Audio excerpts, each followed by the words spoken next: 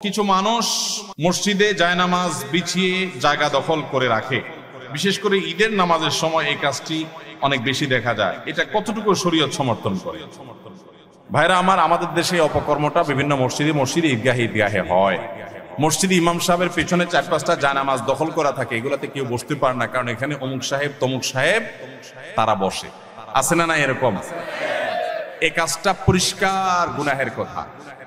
এরকম জায়নামাজ দিয়ে জায়গা দখল করা জায়েজ। যদি এমন হয় যে আপনি জায়নামাজ নিয়ে এসে বসেছেন, জায়নামাজ নিয়ে এসে বাসা থেকে বসেছেন, এখন আপনি ওয়াশরুমে গেছেন 2 মিনিট 4 মিনিটের জন্য ওযু করতে গেছেন, তাহলে এখানে আপনি আপনার জায়গা যেহেতু বসছেন আগে এসে এটা রেখে গেলেন, এটা একটা পর্যায়ে গ্রহণযোগ্য। কিন্তু আপনার আসার খবর নাই, আগে থেকে মুয়াজ্জিনকে দিয়ে একটা জায়নামাজে দখল করে থুয়ে দিয়েছেন, আসবেন সবার শেষে যায় দাঁড়াবেন জায়নামাজে। এই মাতবরি, এই সর্দারি এবং এই মাস্তানি দুনিয়ার সব জায়গায় চললেও মসজিদে চলবে?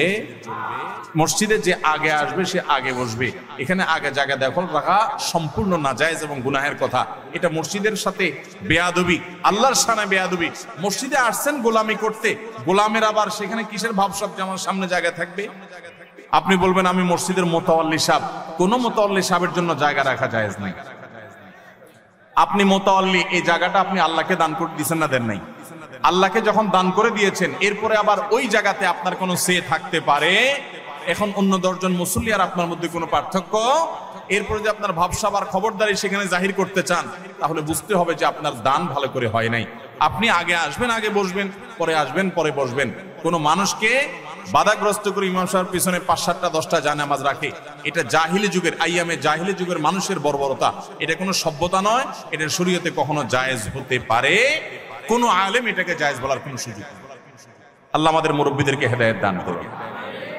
তারা আগে আসলে আগে বসবেন, পরে আসলে পিছনে বসবেন।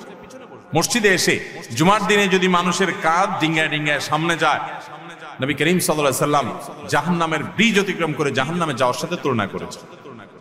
অতএব এই কাজটা কখনো করা যাবে?